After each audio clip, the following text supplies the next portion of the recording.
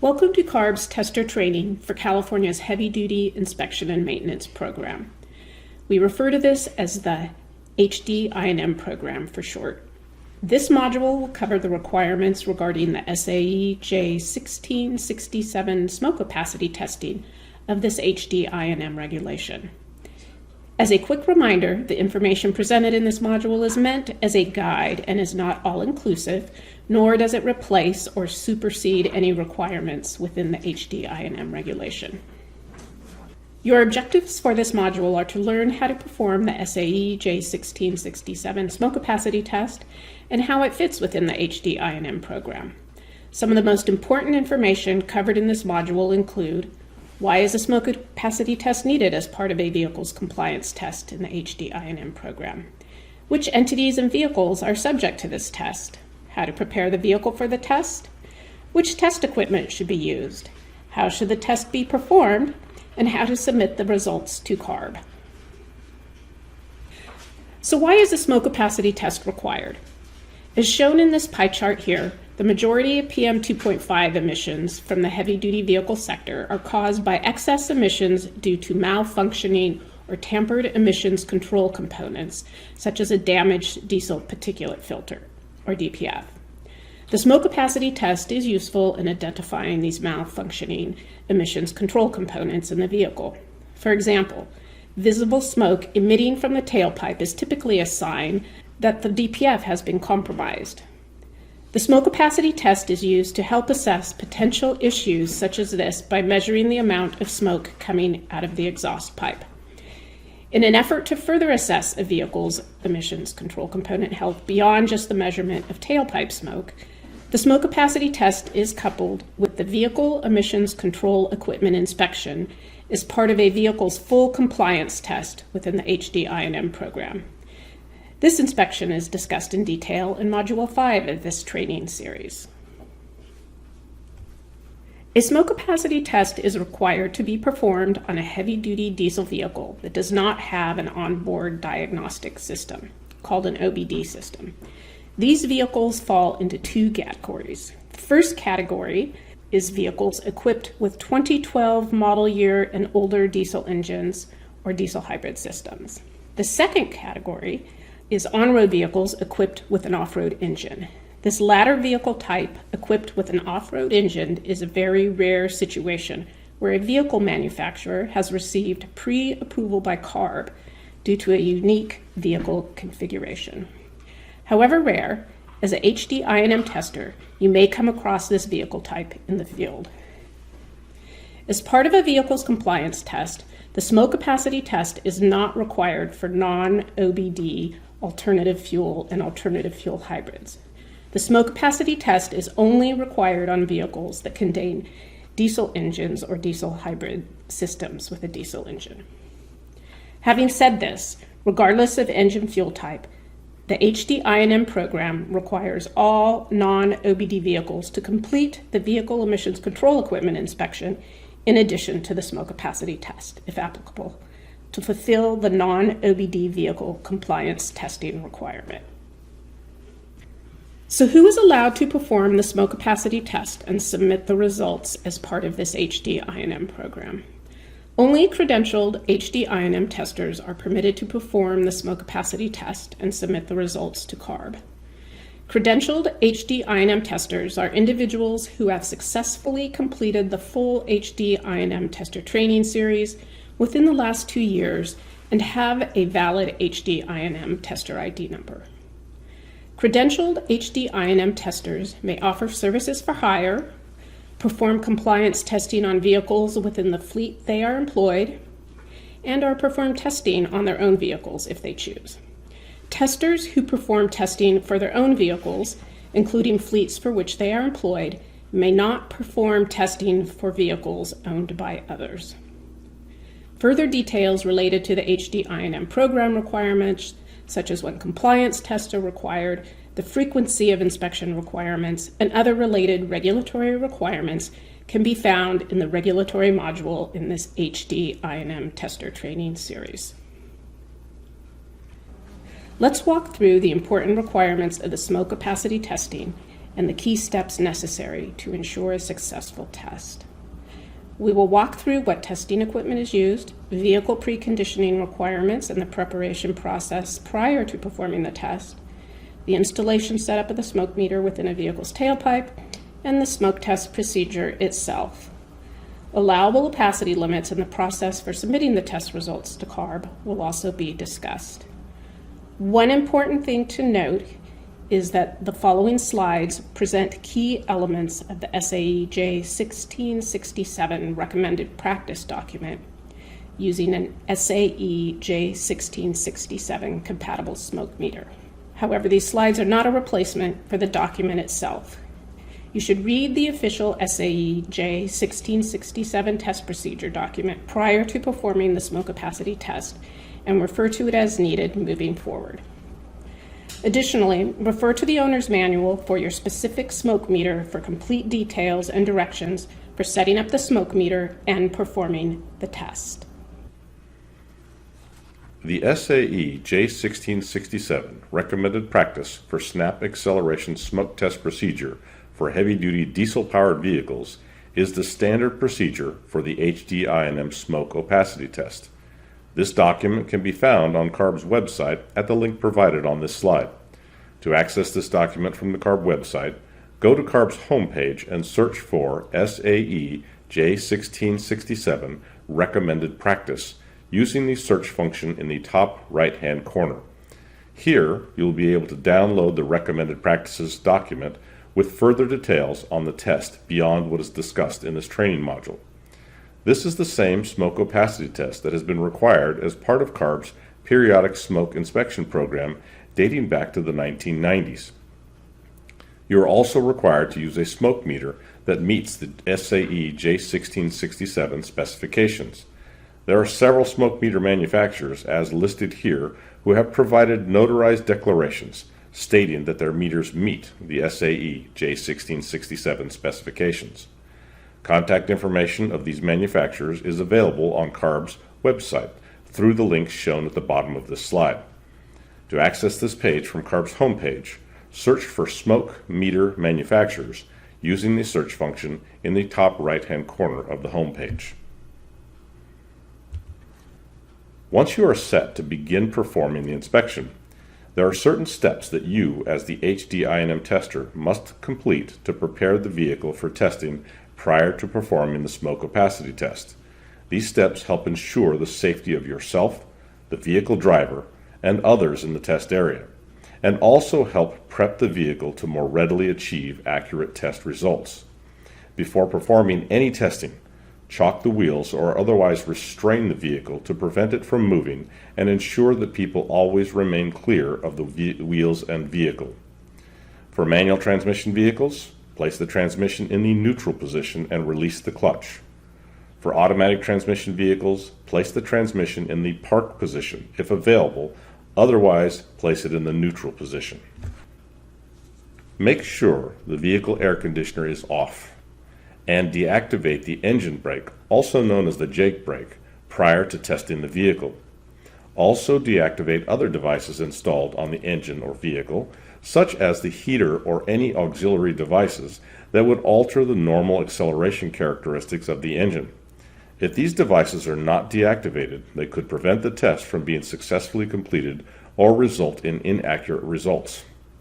Prior to performing the actual smoke opacity test, it is also important to warm the engine to a temperature of around 180 degrees Fahrenheit before starting the test. This can be achieved by operating the engine for a minimum of 15 minutes prior to performing the test. To set up the smoke meter for the smoke opacity test, you need to follow the manufacturer instructions in the manual for your specific smoke meter, as well as some general instructions that apply to most of the smoke meters. Now we'll present the general smoke meter setup instructions. Assemble the sensor, communication cable, and extension pole, if applicable, according to manufacturer instructions, and attach sensor to the vehicle's exhaust stack. Examples of these components are shown in the two pictures on this slide. If the vehicle has two exhaust stacks, attach the sensor to the stack with higher discernible smoke exiting from it. If there is no discernible difference between the smoke coming out of the stacks, attach the sensor to the stack on which it is easiest to do so. The installation of the smoke meter onto the vehicle's tailpipe is dependent on the type of smoke meter that you are using, so refer to the smoke meter's owner's manual for proper installation instructions. Upon installation, follow the instructions on the smoke meter menu prompts to input the required test information using the keypad prior to performing the actual smoke tests. Some of the required information includes, but may not be limited to, the test date and location address of where the test is being performed, the name of the HDI&M tester, vehicle owner information, the VIN and license plate number of the vehicle, the engine manufacturer and model year of the engine, and the tailpipe stack diameter and stack direction. Follow the menu prompts and manufacturer instructions for initial calibration and check the zero and full scale readings of your smoke meter. Note that this process may differ by smoke meter manufacturer. The last step before performing the official smoke opacity test is the pre-test process, also known as the cleanout snaps. This process includes conducting 3 cleanout snaps to prepare the driver, the vehicle, and the smoke meter before performing the official test. The cleanout snaps also help achieve more accurate results by removing any loose soot that is accumulated in the exhaust system before performing the official test. As an HDI&M tester, you need to always follow the manufacturer instructions for your specific smoke meter to conduct the pre-tests. To perform the pre-test or cleanout snaps, follow these general steps. 1. Signal the driver to start the vehicle. 2. Follow menu prompts on the keyboard to start the test. 3. Signal the driver to press down on the throttle pedal until the engine reaches the maximum RPM the engine will allow. Hold for 4 seconds. 4. Signal the driver to release the accelerator and stop. Then use the keypad on the smoke meter to advance to the next test. 5. Allow the engine to reach a low idle RPM, then repeat the above steps 2 more times. 6. When the 3 pre-tests are complete, you are ready to begin the official test. The process for the official smoke opacity test is the same as the pre-tests. Again, you need to work with the driver to successfully complete 3 snap tests. To perform the official smoke test, follow menu prompts on the smoke meter's keypad to start the tests. Signal the driver to press down on the throttle pedal until the engine reaches the maximum RPM the engine will allow and hold for 4 seconds. Signal the driver to stop, then use the keypad to advance to the next test. Allow the engine to reach low idle RPM, then repeat the previous steps 2 more times. When the 3rd and last official smoke test is done, signal the driver to turn the engine off.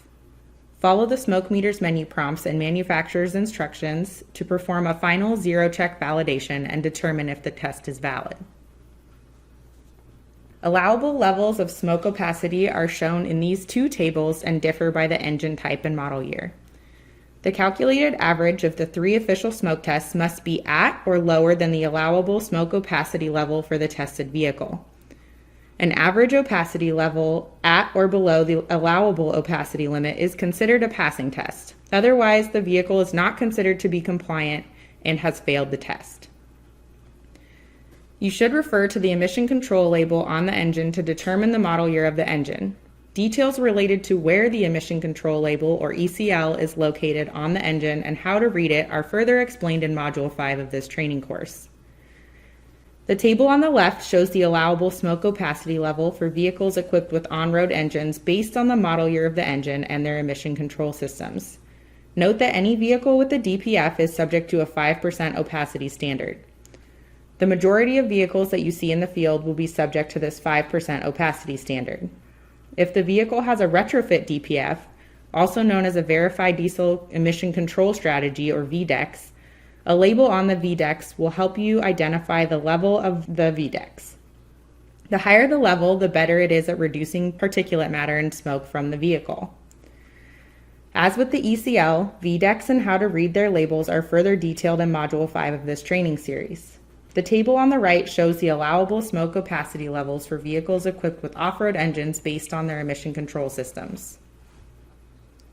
After successfully completing the heavy-duty I&M smoke opacity test, you should verify the test results and sign the document. To do that, follow the prompts on the smoke meter to print the test strip receipt to review and sign. If your smoke meter only provides electronic test receipts, verify the electronic information is correct. Again, note that the final test result is calculated average of the 3 official smoke tests. Do not rely on the default pass or fail determination from the smoke meter to assess compliance, as some smoke meters may provide pass-fail outputs based on the old 40 to 55% opacity limits that are no longer applicable. We strongly recommend that you contact the manufacturer of your smoke meter to ensure its opacity limits are up to date. You can find more information on how to interpret smoke meter opacity results via CARB's PSIP Advisory number 298. This document can be accessed at the link shown on the slide. To access this document through CARB's homepage, search for Smoke Testing Compliance Advisory 298 into the search bar on the top right-hand corner of the homepage. Once you have completed the compliance tests for a non-OBD vehicle, the smoke opacity test, and the vehicle emission control equipment inspection, you, as the credentialed HDI&M tester who performed these tests, must submit the test results via email attachment to CARB at the email address shown on this slide, non-obd-test-submission@arb.ca.gov.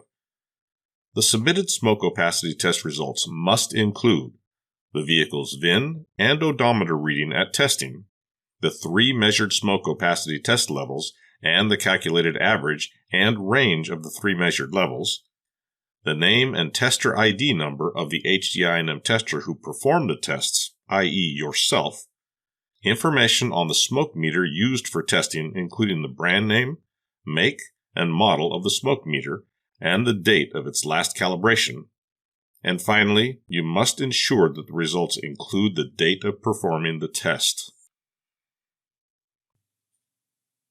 The subject line of the email to CARB must contain the VIN of the vehicle. A correct subject line is shown in this example here in red text. You must scan, upload, and attach the smoke test opacity receipt or electronic test results to the email. You must also attach the completed and signed Vehicle Emissions Control Equipment Inspection Form, as discussed in Module 5, to the same email. Within 72 hours, CARB will send an email to the HDI&M tester confirming the result of the non-OBD vehicle compliance test. For those who are interested in taking an in-person training class for more in-depth training for conducting smoke tests, the California Council on Diesel Education and Technology offers a 1-day training course at select community colleges in California. The course provides basic information on smoke emissions troubleshooting and repair, current emissions regulations, the importance of service and maintenance, and hands-on training in performing the SAE J1667 snap acceleration smoke test. For registration and more information on class dates and community college locations, please visit CCDET's webpage at the link provided on the slide. Remember that you must still take this heavy-duty I&M training course and pass the exam with a minimum score of 80% to become a credentialed heavy-duty I&M tester. As we have now reached the end of this module, let's summarize what you have learned. You have learned why a smoke test is performed and which vehicles it is performed on. You have learned who can perform the test and the basics of performing the test. You have learned about the allowable opacity limits that vehicles must meet. And finally, you have learned how to submit the test results to CARB.